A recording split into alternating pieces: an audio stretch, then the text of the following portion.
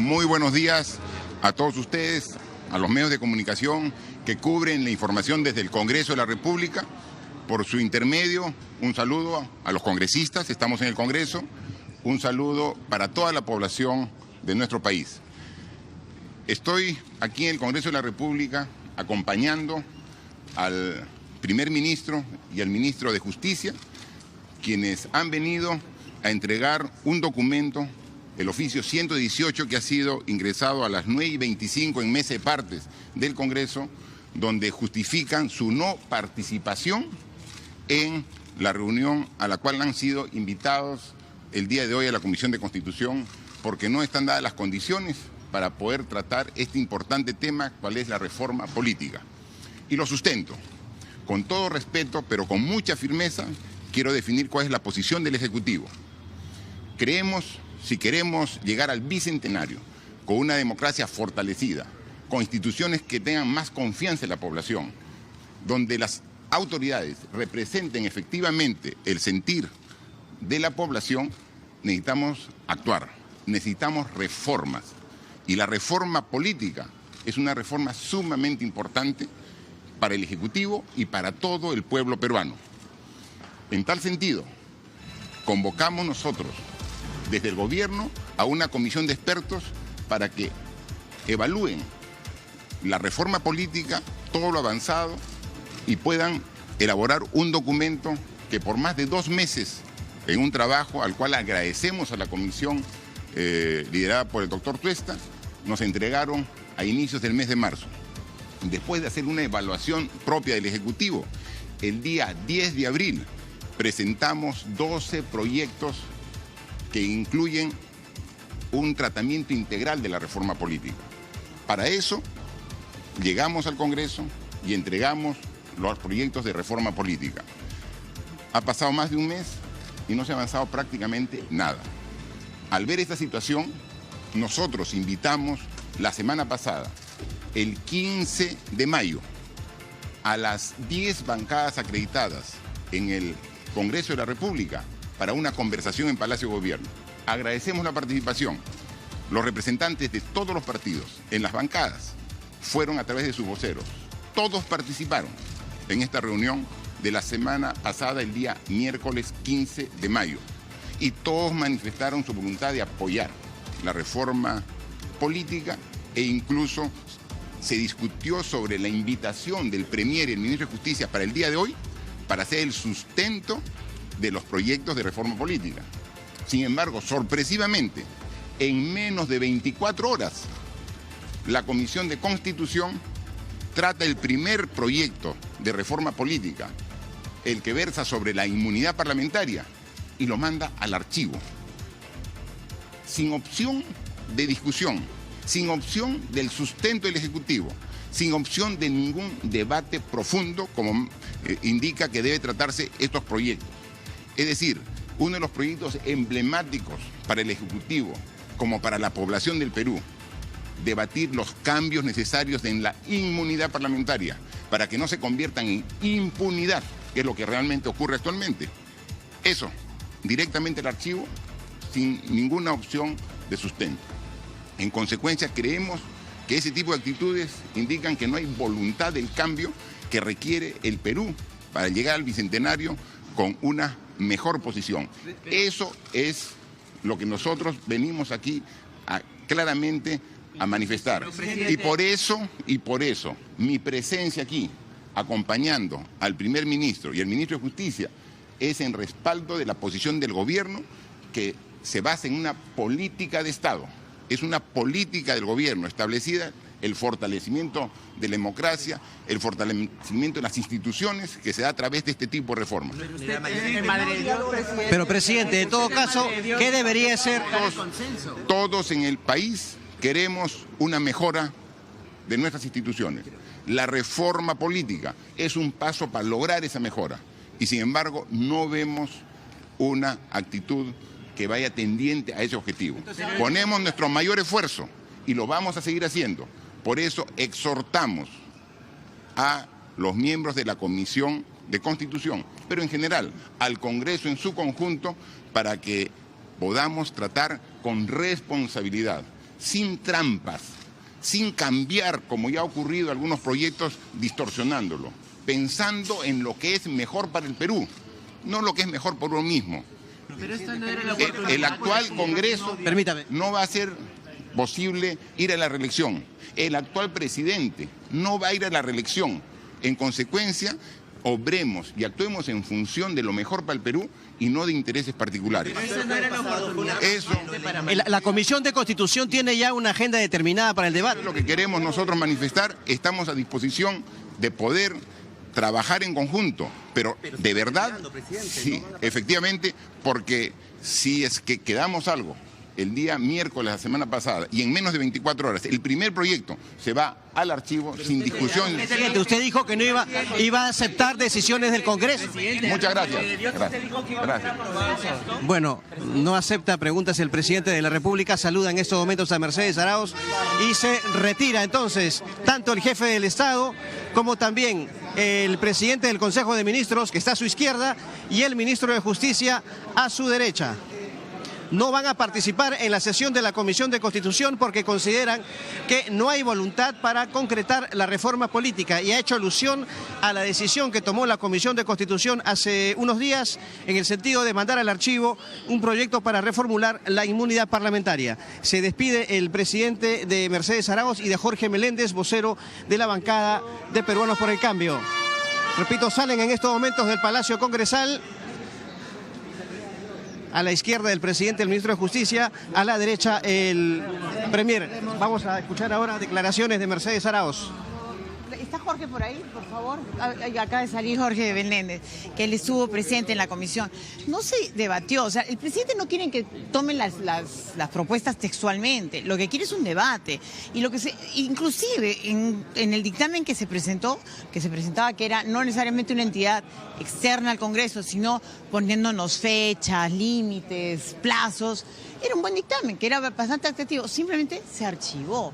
No se entró a un debate de profundidad y simplemente se canceló la posibilidad de conversar. Entonces, es como que una mala señal del Congreso de que no se debate y no se le escuche también a los actores. Ha habido debate en la Comisión de Constitución sobre el tema de la inmunidad y el presidente mismo dijo que iba a aceptar lo que decía el Congreso. Exactamente, lo que Jorge ha dicho es que tendríamos que tener una mirada externa, inclusive hablamos del Tribunal Constitucional. Salvador del Solar plantea... Se le hace referencia nuevamente a por parte del fujimorismo, Salvador del Solar. Martín Vizcarra, Y que, bueno, ¿me dejas, por favor, preguntar? Y que definitivamente había una intención de hablar de consensos. Pero él, perdónenme, a ver... No, escúchenlo bien. O sea, ha habido también una falta de deferencia de la comisión al decir que se vaya al archivo, en vez de dejarlo en un espacio de debate real. O sea, se había planteado, como le digo, no queremos que sea textual, para eso viene al Congreso, pero que revisen el tema a fondo. Este es un tema sensible. Mucha gente nos reclama el tema de la inmunidad. Yo no soy partidaria, por ejemplo, en lo personal, de que vaya al Poder Judicial. Podría ir al Tribunal Constitucional, que nos daría un espacio de más tranquilidad. O quizás lo que había en el dictamen, de que hubiera reglas claras de cómo se debe establecer el tema de la inmunidad. Ni uno ni lo otro, simplemente fue al archivo. Entonces, eso es lo que te desmotiva y el presidente ha planteado que en ese momento no están dadas las condiciones para conversar. Él ha estado invitando a los congresistas. Hubo invitaciones inclusive a la presidenta de la Comisión de Constitución, a la vocera de Fuerza Popular. O sea, había la voluntad de diálogo. Entonces creo que es importante que tomemos una reflexión, porque lo que ha sentido el Ejecutivo es, ok, sí te escucho, pero no. O sea, es un tema bastante delicado. Un compromiso de parte del Premier para justamente efectuar el debate y, sin embargo, no aceptar que se debatan y se aprueben a rajatabla. O sea, bueno, esto no hemos escuchado al presidente de la República hablando en el Congreso, a donde acudió para, junto a su primer ministro que está invitado a la Comisión de Constitución, hacer saber que como protesta por la actitud, según el obstruccionista que ha tenido esta comisión, no asistirán hoy. Salvador del Solar ni el ministro de Justicia como estaba previsto. Hemos recibido, Patricia, una carta en donde Salvador del Solar explica esto y da un sentido a la presencia inesperada del presidente en el Congreso. Así es, bueno, esto va a traer cola. Esperamos ahora la reacción de la oposición, que probablemente van a acusar al presidente de querer patear el tablero o tener una actitud confrontacional. El presidente tiene razón en el fondo de lo que reclama, porque haber archivado sin llevar a pleno el proyecto de ley sobre inmunidad parlamentaria creo que fue una actitud bastante criticable de parte del Congreso, pero parece que acá nadie está dispuesto a dejar que la pradera se quede tranquila. Cada uno viene con su respectivo fósforo desde distintos lugares. No sé si es lo que quiere la población. En todo caso, escucharemos las reacciones, Fernando, ¿no? Lo que dice en esa carta Salvador del Solar es una oportunidad para recuperar la confianza que la ciudadanía ha perdido en nuestro sistema político. Por lo tanto, rechazamos enfáticamente la decisión de archivar la primera reforma sobre la inmunidad. Rechazamos enfáticamente esta decisión que ignora abiertamente el clamor ciudadano por una representación parlamentaria proba y sin privilegios injustificados, por los motivos expuestos y como expresión de protesta desde el Poder Ejecutivo. Hemos decidido no presentarnos el día de hoy ante la comisión que usted preside. Bueno, esa es la situación, Patricia. Claro, que no haya quedado en una carta simplemente, ¿no? Que haya ido el presidente hasta el Congreso de la República. Esa es, creo que, la actitud que parece bastante desafiante, Fernando, porque la carta tiene sentido, yo creo que tiene sustento además, ¿no? Si a la primera que mandas, el primer proyecto de ley, te lo mandan al archivo sin ni siquiera discutirlo en el Pleno, tienes todo el derecho del mundo a decir, bueno, ¿y para qué me invitan a dialogar? Pero ir hasta el Congreso, el presidente pararse dentro del Congreso y dar este mensaje, creo que la forma es muy, muy representativa sobre que acá estamos ante un pulseo bastante fuerte, ¿no? Vamos a que esperemos no salgamos nosotros perjudicados. Desarrollar este tema, pero antes de ir a una pausa queremos despedir a nuestros dos invitados de empresas eléctricas. Quisiéramos, por favor, que concluyan lo que nos habían dicho para que el público no entienda qué está cocinándose respecto de las facturas que tendremos que pagar de electricidad. No sé. Fernando, la verdad que no habíamos ni empezado, pero muchas gracias. Mira, lo cierto es que lo que origina el proyecto de ley es definitivamente un incremento tarifario inmediato, no solamente para las industrias, sino para los hospitales. ¿Se justifica el incremento tarifario? No se justifica porque es un incremento artificial del costo del mercado. ¿Cómo Lo que se está haciendo es incrementar el costo en el mercado mayorista, donde todos competimos, se incrementa ese precio para los que venden en ese mercado mayorista, se lleven la renta. Solo quiero no dice el proyecto de ley. ¿Ya? Lo que no dice el proyecto de ley, porque dice, oye, se beneficia al consumidor en 0.5%, pero no dice que lo perjudica en 10%, y no dice quiénes se benefician paralelamente de esto, porque hay un grupo de generadores que se benefician de eso, y eso es lo que debe transparentarse para que todos tengan la información correcta de quién o no se beneficia realmente el proyecto de ley. Solo quiero una pregunta rapidita. ¿Cuál es el fundamento de subir el precio en el mercado? O sea, ¿para qué? Porque a nadie, en ningún país es como que tú fueras al mercado mayorista y te dijeran, bueno, ¿sabes qué? Hemos hecho una fórmula para que la papa que se le vende a todos cueste más caro. ¿Para qué se hace eso? Porque lo que pasa es que como hay un nivel de sobreoferta y como en todo mercado el precio baja, lo que creen algunos operadores, algunos generadores, es que eso no es sostenible en el largo plazo porque no están recuperando todos sus costos. O sea, los que distribuyen Y eso es en todo el mercado. Lo que nosotros decimos es coyuntural. Una vez que aparezca la demanda, el precio se reacomoda. Y así ha funcionado el mercado eléctrico desde el año 93, que se ha hecho la reforma eléctrica. Tenemos para largo con estos temas. Palabras finales, señora Flores Arauz. Palabras finales. Iniciales también. Yo sí, gracias. Yo diría que simplemente un poco de análisis más técnico. Los temas técnicos se debaten desde el punto de vista técnico y no político, ¿no? Y por favor no sigamos acá diciendo medias verdades. Todo en la vida tiene dos componentes y hay que analizarlos. Nosotros no queremos que se apruebe algo que va a perjudicar al consumidor, ni mucho menos, y pedimos realmente al Congreso que de alguna manera replantee su posición y que estos temas se debatan desde el punto de vista técnico. Yo solamente quiero un minuto, ¿ya? Para dejar, porque nos han dicho también varias veces, ustedes no quieren que se cambie la regulación y la regulación siempre se puede cambiar. Eso es falso.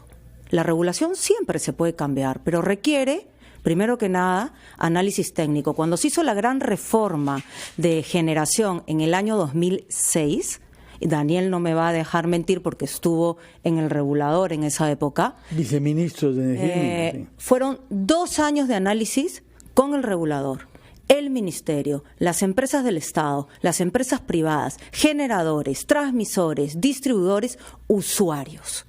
Se hizo un análisis de 2 años para sacar una gran reforma.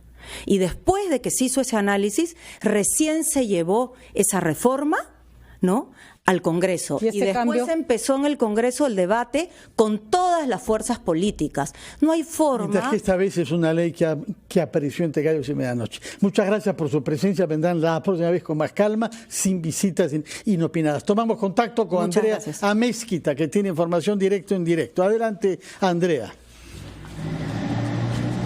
¿Qué tal, Fernando? Compañeros, muchísimas gracias. El Poder Judicial ha dictado 18 meses de prisión preventiva contra Guillermo Paredes, hermano del exministro humanista Carlos Paredes, y también se ha dictado comparecencia con restricciones contra el empresario de la constructora CIM, Ley Ciucho, y además se le ha exigido el pago de 100.000 soles de caución y la prohibición, además de contactarse con otros investigados. Esto fue en la sala encargada por la magistrada María de los Ángeles Álvarez Camacho, la cual sostuvo aquí en el edificio Zavala que Guillermo Paredes habría dado falsa información debido a que se negó haber conocido a Carlos García Alcázar, ex asesor, y que se comprobó su falta de colaboración.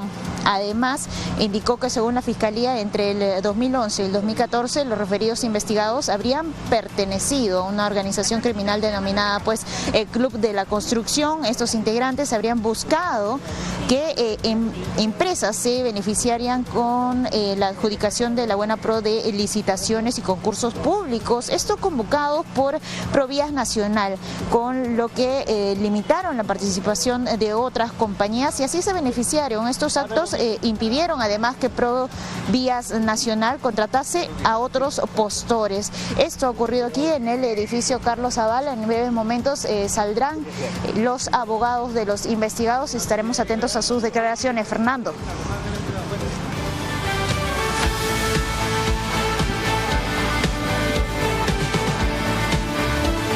Son las 9:46, vamos a ir a titulares y retomamos ampliación de noticias, esta vez para hablar sobre los 140 años de la batalla de Iquique con 2 oficiales de la Marina de Guerra del Perú.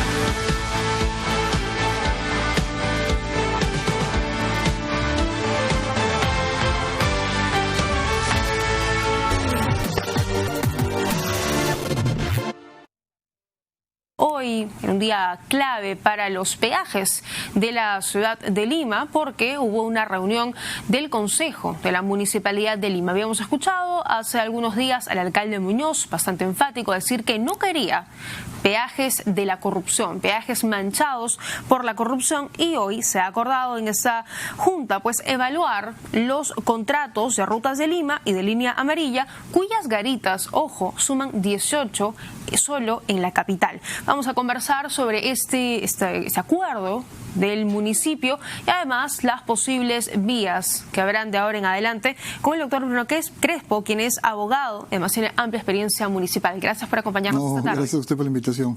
Bueno, ¿qué piensa usted de lo que se ha aprobado hoy inicialmente en una reunión de consejo, además bastante tensa, ¿no? En momentos que los ánimos como que se exacerbaban un poco, pero se ha aprobado iniciar un proceso para evaluar la renegociación de contratos? Así es. En primer lugar, considero que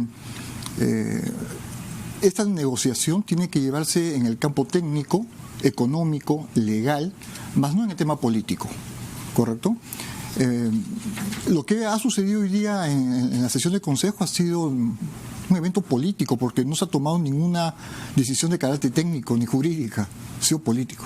Es más, en lo personal considero que el alcalde, para adoptar la posición que ha adoptado, no necesitaba un acuerdo del Consejo, porque la Ley Orgánica de Municipalidades, en el artículo 20, establece que son facultades y atribuciones del alcalde defender los intereses de la municipalidad y la de sus vecinos. Es decir, es una facultad inherente al alcalde. Para ello, no requiere un acuerdo del Consejo que le dé mandato imperativo de tutelar el derecho de los vecinos. O sea, para mí una sesión de consejo que no ha sido en el fondo necesaria, pudo haberse evitado, y tratar de no politizar el tema, porque el vecino piensa que los peajes a partir de mañana no van a funcionar.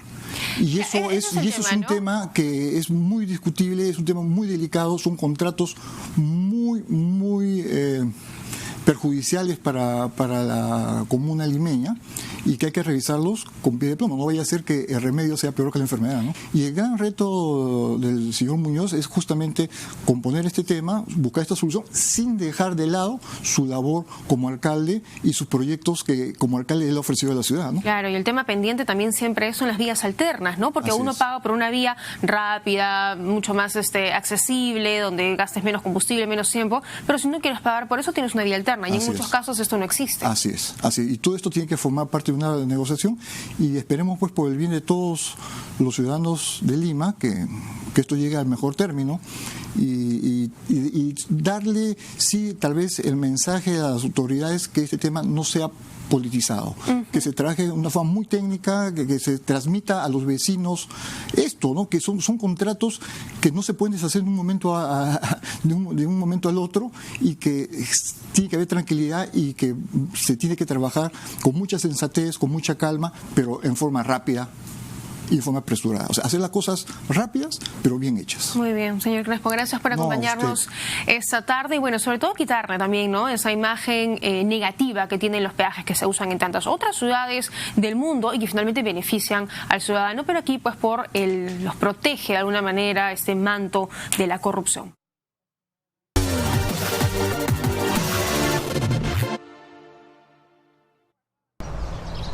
Radio Oxígeno.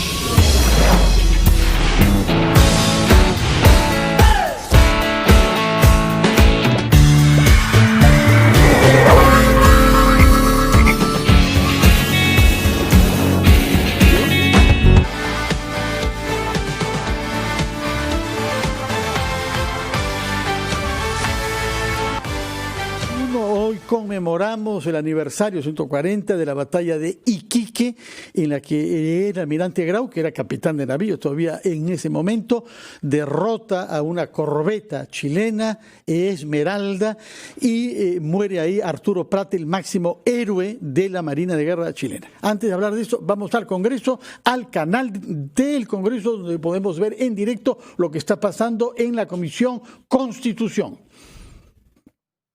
En base a una interpretación debida de la Constitución. Esta es una comisión de Constitución, no es una comisión como las otras que merecen el respeto, donde nosotros debemos interpretar el sentido de la decisión. Segundo, Presidenta, es que es cierto que hubo una agenda que se coordinó con el Poder Ejecutivo, pero que se nos diga ahora, Presidenta, de que el primer ministro desaire al Congreso no viniendo a la invitación, toda vez que el Congreso en una comisión en su derecho legítimo y constitucional ha archivado un proyecto, me parece es una muestra de intolerancia y una actitud de verdad es encubierta de querer pecharnos para precipitar un desenlace constitucional. No le tenemos miedo a ese desenlace constitucional. Yo creo que el legado que tenemos que hacer es que este Parlamento, ¿por qué está así el país? Porque este Parlamento tiene que recuperar la función esencial por la que fue creado en todo el mundo entero, ser un contrapeso a quienes manejan la hacienda pública, a quienes toman las decisiones. Hoy, justamente, y hago una autocrítica también por falta de coordinación, porque la comisión debería coordinar previamente los temas, han venido a poner en el centro del debate la famosa inmunidad parlamentaria, para que no se hable de qué, de la reconstrucción del norte, para que no se hable de qué, de los peajes, para que no se hable de qué, del fracaso de la Junta Nacional de Justicia, de la elección. ¿Por qué? Porque fuimos precipitados a una decisión constitucional y acá está, el que no hayan salido elegidos los 7 miembros, los 14 miembros, los titulares y suplentes de la Junta Nacional, es el fracaso de una precipitada debate de la reforma constitucional. Se quiere tapar el tema del Club de la Construcción y de lo que está pasando. Porque yo hubiera querido que el presidente, así como nos ha invitado, hubiera venido acá a la comisión y expresar su voz de protesta. ¿Protesta por qué? Nosotros le dijimos con Mauricio que no íbamos a cambiar el sentido de nuestro voto. ¿O quiere que nosotros votemos como él quiere? Entonces, presidenta, yo creo que debemos tomar una decisión firme, pero serena. Una decisión firme, pero serena. Es inadmisible que nos vengan y nos digan que ese proyecto tiene que venir al Pleno. O sea, con eso ya pues no cumplamos el reglamento de la Constitución y el Parlamento que no dictamine. Y quiero terminar mi intervención diciendo, presidente, que yo le dije al presidente de la República que no iba a votar a favor de que los proyectos de insistencia del Congreso tuvieran los 2/3 del número de votos de congresistas, porque eso era una forma encubierta de someter una función clásica del Parlamento, que es la de legislar. O sea, necesitar 87 votos para poder aprobar una insistencia significa darle al Poder Ejecutivo todo el poder para legislar. Pero no lo hicimos los políticos. Los especialistas han rechazado de que las propuestas que ha enviado el Poder Ejecutivo no son para fortalecer la gobernabilidad ni la democracia, sino para fortalecer la debilidad de un gobierno que nació débil, que está débil y que solamente vive colgado de las encuestas y de cómo mediatizar al Parlamento. Ese va a ser el legado que van a dejar. Por eso, presidente, yo pido que haya un debate sereno, que podamos ponerlo de acuerdo. Usted es presidenta, pero presidenta de todos también. Y yo le hago una crítica constructiva. No se pueden imponer así o mal los temas si no se coordinan previamente. Porque al final de cuentas, con el respeto de las minorías, también con los votos de ellos legitimamos una decisión. Me pide una interrupción, Becerril, presidente, y con esto termino. Bueno, hemos escuchado al señor Velázquez que está interpretando que este énfasis en la reforma política sirve para ocultar otras cosas y dijo específicamente casos de corrupción. Patricia, creo que tendremos este tema a lo largo del día y sin duda sabremos a las 7 de la noche quién tiene la razón. Ahí sí que me la pones difícil, ¿eh? No bueno, tengo idea, hablemos sobre cosas seguras, que son los valores asociados a Miguel Grau Seminario, el gran almirante de la Marina. Y la prueba es que en Chile hay calles que llevan su nombre. Cosa extraordinaria, ¿no es cierto? ¿Y por qué? Porque un día como hoy, hace 140 años, hizo el gesto de escribir a la viuda de la persona que él había derrotado y causado que muera, Arturo Prat, el padre de la Marina, y estos gestos son reconocidos en Chile. Ustedes hacen eco de esto lanzando una cruzada de valores que ayer tuvo lugar a bordo del BAP Carrasco. Cuéntenos, por favor, almirante, en qué consiste esta cruzada de valores inspiradas en Miguel Grau. Sí, muchas gracias por la invitación. Efectivamente, el día de ayer tuvimos el lanzamiento de la 8ª edición de la Cruzada de Valores Nacional Somos Grau, Seámoslo Siempre. Es una cruzada que se inició en el año 2011 como un esfuerzo conjunto de la Marina de Guerra del Perú, la Fundación Miguel Grau y Telefónica del Perú. ¿No? 3 organizaciones interesadas en fortalecer los valores cívicos, patrióticos y éticos en la sociedad nacional, utilizando para ello la figura de nuestro gran almirante, que todos los peruanos reconocemos como el portador de valores y que lo nombramos en su momento, en el año 99, como el peruano del milenio, ¿no? Es el peruano más sobresaliente de los últimos siglos, ¿no? Por ello, el día de ayer tuvimos el lanzamiento de la campaña. Vamos a también tener un lanzamiento de campaña a nivel del interior del país, en Puno, el día 11 de junio. Por primera vez estamos yendo a la ciudad de Puno y vamos a hacer lo propio en la zona. Vamos a convocar a la ciudadanía de los alumnos de los colegios emblemáticos y comenzaremos a trabajar con las herramientas que tenemos, ¿no? Tenemos diversas publicaciones con la vida del almirante Miguel Grau, que tiene como público objetivo los alumnos de los colegios y los jóvenes. Hemos también elaborado una nueva herramienta que es una carta Grau, muy interesante, que estaría en su 3ª edición, en la que los alumnos de los colegios le dirigen una carta a nuestro gran almirante. Y hemos tenido realmente mucho gusto al reconocer que las nuevas generaciones de peruanos ven en él a un ejemplo. Capitán, ¿cómo hacemos para que no solo la Marina, que es esta gran guardiana de la memoria de Grau, y se lo agradecemos, sino toda la población del Perú tenga a Grau como ejemplo, porque usted lo ha dicho, almirante, es el peruano no solo más ilustre, sino más admirado, pero en el día a día los peruanos parece que admiramos a Grau, pero no queremos ser como él.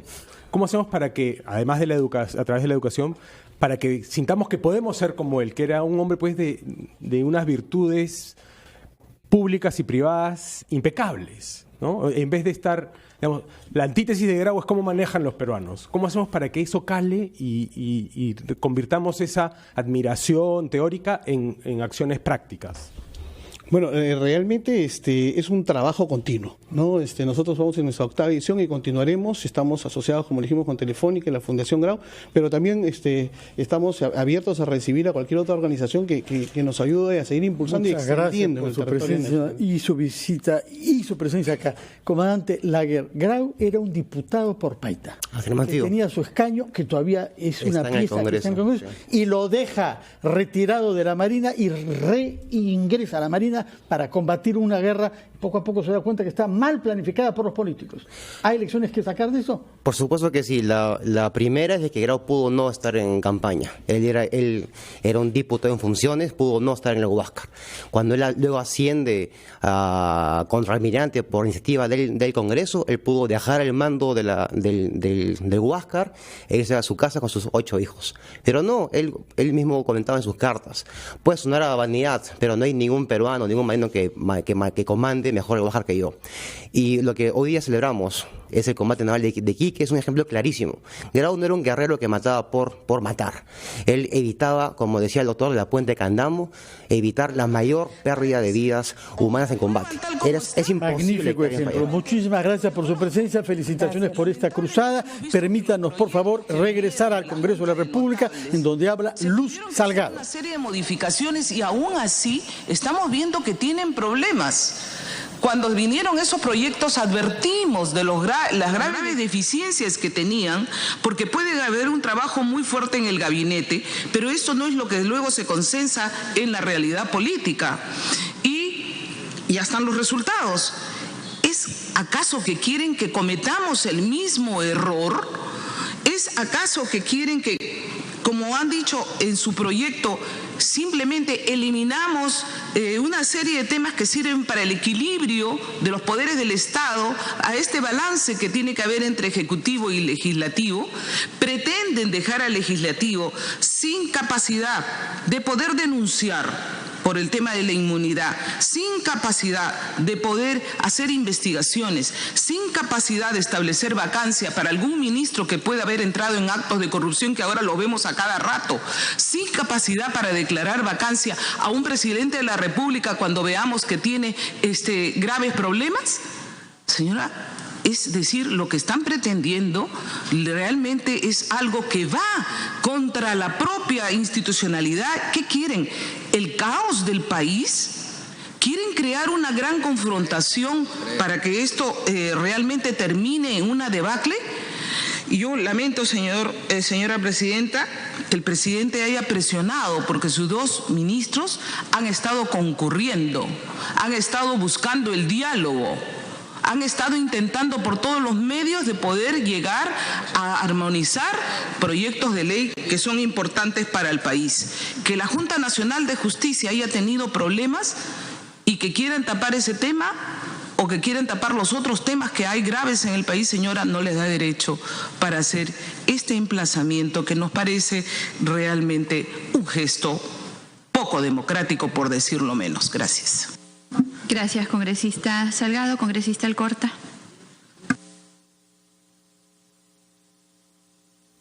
Gracias, presidente. Creo que hay que comenzar diciendo que el presidente de la República siempre será bienvenido a la Casa de la Democracia y la Libertad, porque esa es la democracia, es un poder del Estado que recibe otro poder del Estado. La democracia se camina, no se atropella. El artículo 105 dice que ningún proyecto de ley puede sancionarse sin haber sido previamente debatido. Comisión dictaminadora, salvo excepciones señaladas por el reglamento del Congreso, tiene precedencia en el Congreso los proyectos enviados con carácter de urgencia. ¿Qué cosa es urgente? Un terremoto, la corriente del Niño que se trajo abajo todo el norte, un ingreso de tropas. O sea, lo que no puede generalizarse que lo que es urgente o emergencia se convierte en una cosa de un paquete del presidente. No deja llamar profundamente la atención, presidenta, Primero, o sea, ¿tenemos que aceptar todo lo que propone el presidente de la República? De todas maneras, sí o sí. Esa es la cosa, o sea, es el diálogo del monólogo escrito. Porque si se han reunido hace 48 horas, todos los voceros que están presentes acá, con el presidente de la República, y se les invitó al Premier y al Ministro de Justicia con tiempo, coincidimos prácticamente en la invitación, o sea, y aceptaron, o sea, la visita de los voceros, que es una tomadora de pelo, es una ninguneada, es solamente un gesto falso de política. Ese es un poder del Estado. Y no sé quién rodea al presidente de la República para aconsejarle, porque ni el diablo es tan miserable para aconsejarlo tan mal. Es una cosa increíble. O sea, dice que el pueblo clama estas reformas. Las mismas encuestadoras que han dicho que el Perú aprueba las reformas en el 92%, en el 300%, en el 800%, que le dan al Ejecutivo 300% de aceptación y que reclaman las encuestas, esas mismas encuestadoras han dicho que el 68% del pueblo no conoce los proyectos de ley de la reforma. Y estoy segura que es casi el 90% de la población que no conoce las reformas. Esas mismas encuestadoras que le sirven al Ejecutivo, porque como también parte de la prensa que también se la...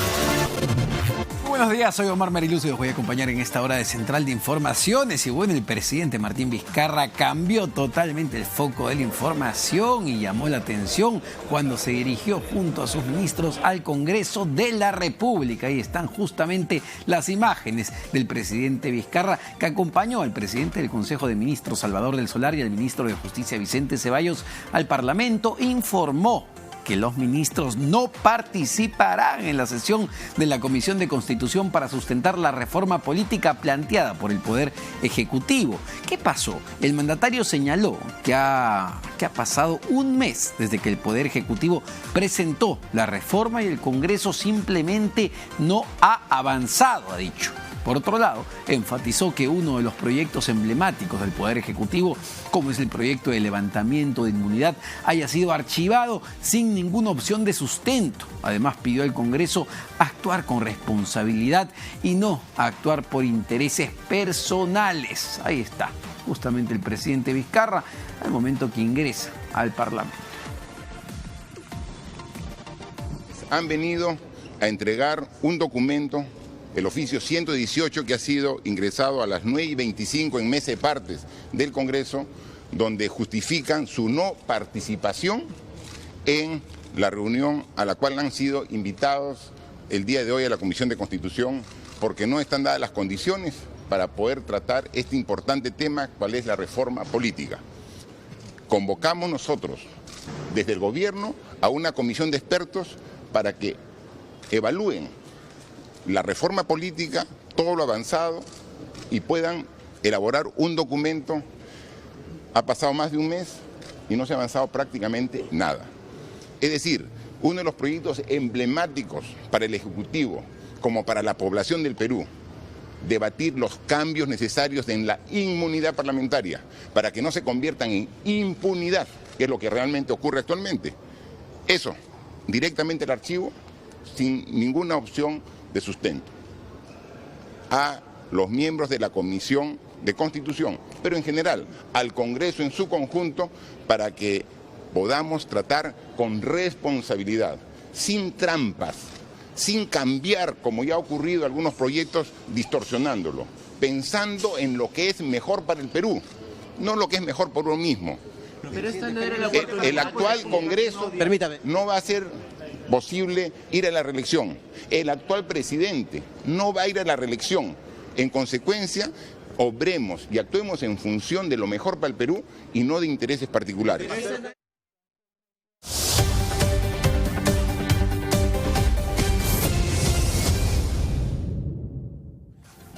Bueno, y vamos justamente al Parlamento. Ahí está nuestro compañero Carlos Villarreal con todas las reacciones de los congresistas luego de que el presidente de la República, Martín Vizcarra, decidiera que sus ministros no iban a participar en esta comisión. Carlos, muy buenos días, te escuchamos. Hola Omar, ¿cómo estás? Muy buenos días amigos televidentes.